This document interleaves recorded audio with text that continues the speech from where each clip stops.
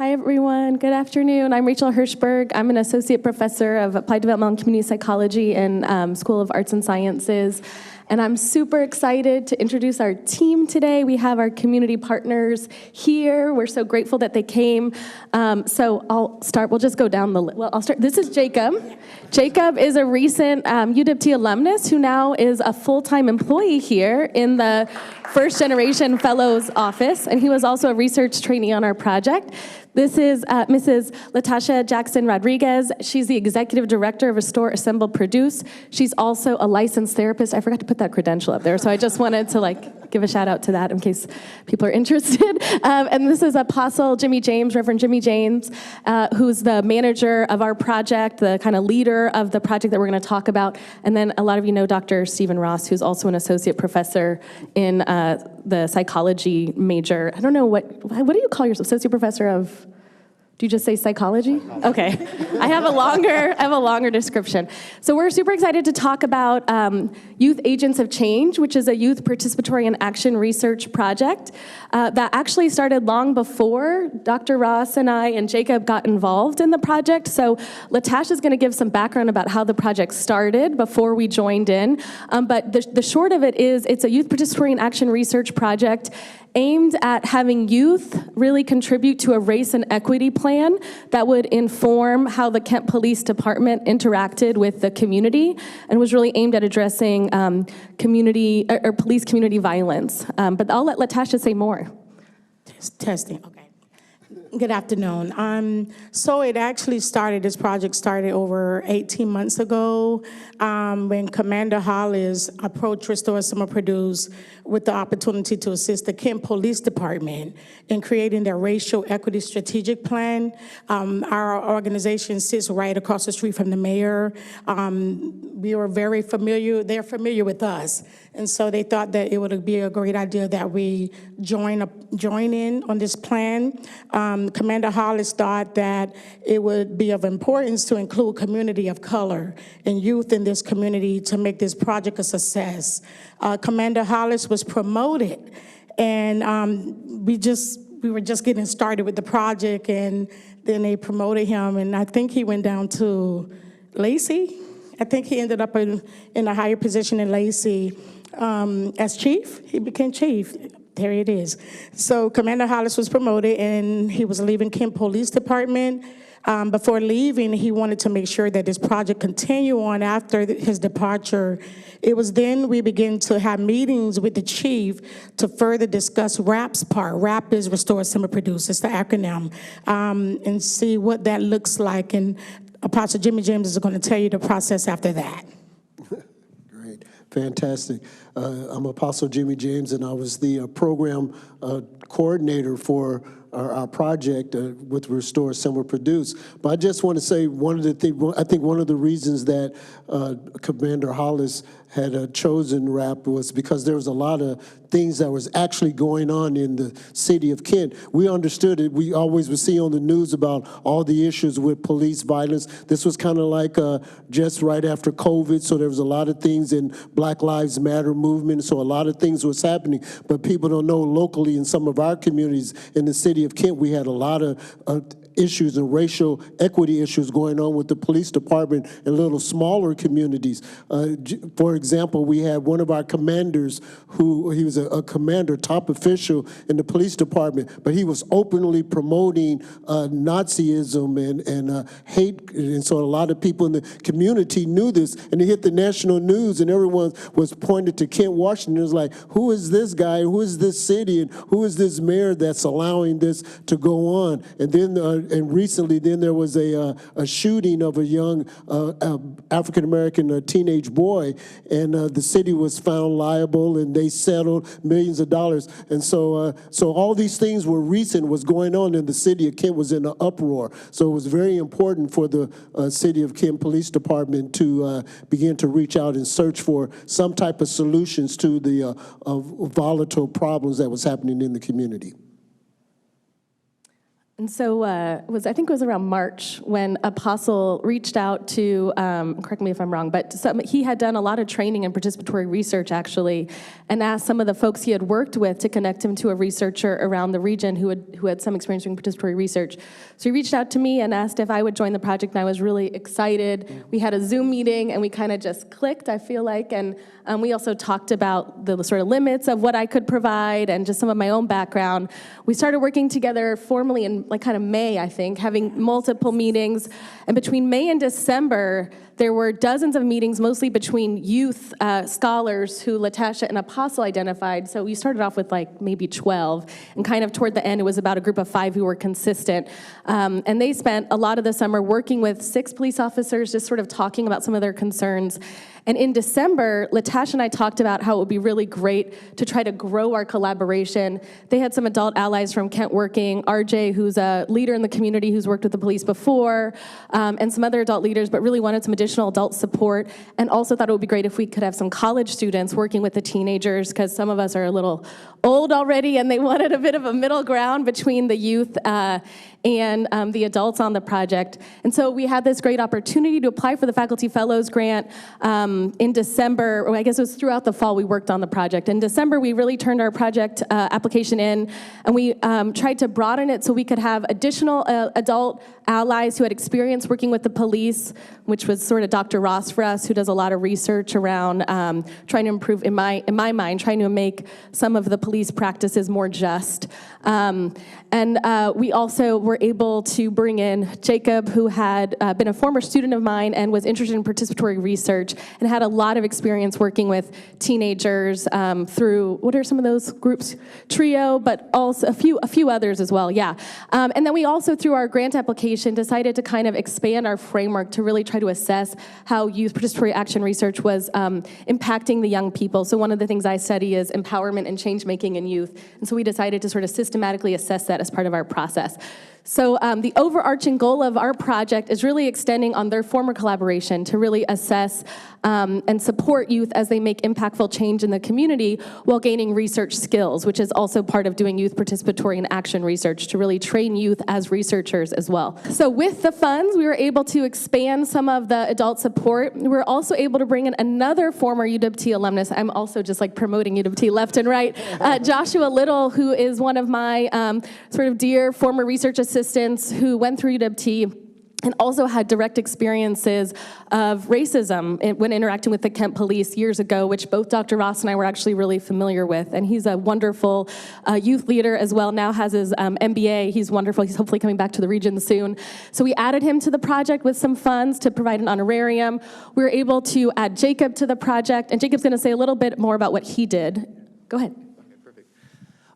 Yeah, I guess I was sort of a middle ground, making the research side of the project a little more accessible to the youth, because I know in my own experiences with research methods, it can be a little jargony and a little technical, so I was sort of that middle ground, and so I did a little presentation about research methods, helping the students turn their interests into research questions, and kind of having them explore how they could go about collecting data for those research questions. And they architected this beautiful survey and administered it at these two really big events, and yeah, it was really fun. Yeah, so Jacob was a part of these 2 formative data collection experiences where youth actually developed a survey to try to explore some of their concerns around racism in Kent and assess whether community members in Kent also felt concerned about these issues, and if the police kind of adopted some of the ideas for the race and equity plan, if that would improve community members' feelings of safety. So they were able to collect data from 75 community members in Kent as part of the research side of their training experience. And so we're gonna just talk here about some accomplishments, and then we'll talk about challenges. So throughout the course of our project, we actually were able to get a race and equity plan developed, which was super cool, or a segment, Apostle will say, a segment, because it's a lot to ask youth to develop a race and equity plan, which was essentially the request. So we brought that down, but youth identified 6 key components of the race and equity plan that has become a report that Kent Police Department has been kind of mulling over and working with. The report, we met and presented the report to the Chief Padilla, who's the chief of the Kent Police Department, just a month ago. He said he agreed with 75% of the plan right off the bat, but 25% of the plan is going to be negotiated and discussed. So we actually have our additional meeting next week to push back and have some discussion, and the youth really led our report a month ago. There were 4 youth who presented the report to the chief and had some dialogue about it. And then I think we can go to the next slide. And so Apostle is going to add to this part around challenges faced to do this work and then specific to our project. Great.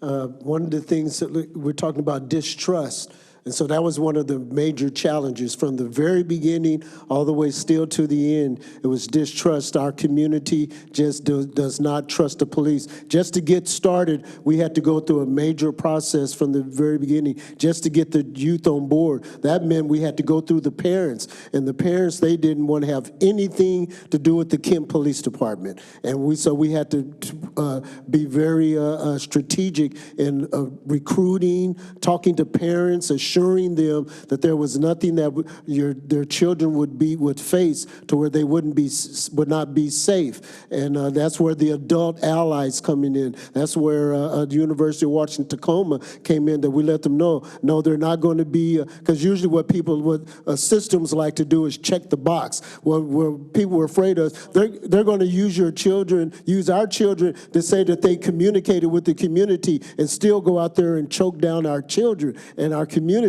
And we don't want our children to be used as checking the box. So we were very honored to have said, no, we're going to have people that's going to do some solid research. We were real honored to have Dr. Ross with us, because he was our person, he was our buffer to say he understood law enforcement policy language. So they like to sit up and talk to us like we can talk police talk and they won't know what we're saying. But we had someone here with Dr. Ross who was able to break it down and say, no, this is what they're saying, this is what they can do, this is what they can't do. So we were helping assure the families in the community that the young people who were with us, they were going to be safe, and we were there to protect them, and we weren't about checking the box. So that was a challenge. One of the I'd say one of the project-specific challenges that we had was a Kent Police Department non-compliance with use of force mandate from the Attorney General. So a lot of people across the state didn't realize that the Attorney General of Washington State set out a mandate and told all the police departments throughout the whole state of Washington, this is how we're going to handle use of force, especially, again, the Black Lives Matter, all the things you see all over the nation. Washington State stood up and said, this is how you're going to handle it. So all of the police departments had a certain date and time that they had to sign off and say, we're going to follow this mandate by the Attorney General. The Attorney General is like the chief police department, is like the President of the United States of the police departments. So everyone who's a police has to follow what that mandate is, and they didn't want to follow that mandate. They went and said no. There were 2 things that they were not going to follow. And then we, promising those parents in the community that we were going to protect the children, we're like, you're not going to follow the complete policy, but you want our children to go out and say, our young people, we call them scholars, actually not children, they were scholars. And you want us to go out to the community and say, hey, we're doing this great work and we're working with the police department, but you guys don't want to follow the law? If we didn't follow the law, you would arrest us. But if you can choose and say, they literally were basically kind of saying, well, we don't have to. We can do what we want to do. So we were ready to stop the whole project, and that was a big bump because we said, no, we're not going to put our family and our communities at risk by going along with this police department. So we had a lot of long meetings. Everything stopped. I'm going to say for about 2.5 months, there was just meeting after meeting with the Kent Police Department, their liaison, and also with the chief. The chief finally came in and spoke with our young people, and again, with the help of Dr. Ross, he was able to help us interpret to go ahead and go along with the project, where everyone agreed this is what this was about. It was powerful. Just to put one quick note about that, one of the things I wanted to let you know, from the very beginning, we did research with some national youth participatory action research leaders. And those leaders, after finding out what we were trying to do in Kent, they recommended to us, do not do this project because the police department will not cooperate.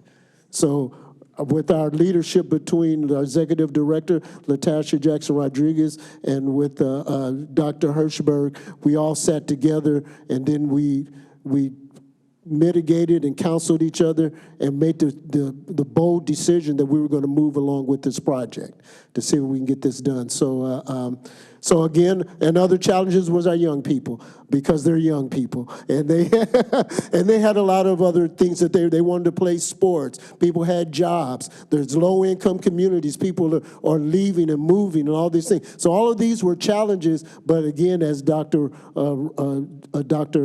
Hirschberg clearly stated, we did at the end get a powerful strategic plan finished and complete, and we could not have done it without the help of our leadership with Jacob and Dr. Ross and Dr. Hirschberg from the University of Washington. Tacoma. I think we have one more slide. I think Dr. Ross will close us out. Yeah. Sure. I'll go through this quickly here. So, I mean, generally the advice here is just to be open, and when you're working with community partners, there's a few things you have to do. You have to have open, honest, transparent conversations about community needs, to really think broadly about what those needs are. But with that, also realizing that you're a resource and you're not the drivers of the change, right? And so just being a listener more than an actor, right? Sitting there and being responsive to the needs, being patient, being flexible, right? I mean, as researchers, we tend to develop a research plan and say, okay, now we're going to execute this plan. And doing this type of work, you have to be flexible. You have to adapt. You have to sit here and say, okay, we have this speed bump that comes up with this non-compliance with use of force, right? How do we adapt? How do we resolve this, right? How do we move forward to figure out what are the challenges, what are the obstacles, and where can we go from that? And I think that's where all of these are coming from, is just honesty, transparency, openness, and being receptive, right, in the process as an academic, right? We are not there to tell people what to do. We are there as a resource to support the community needs and to work with the partners.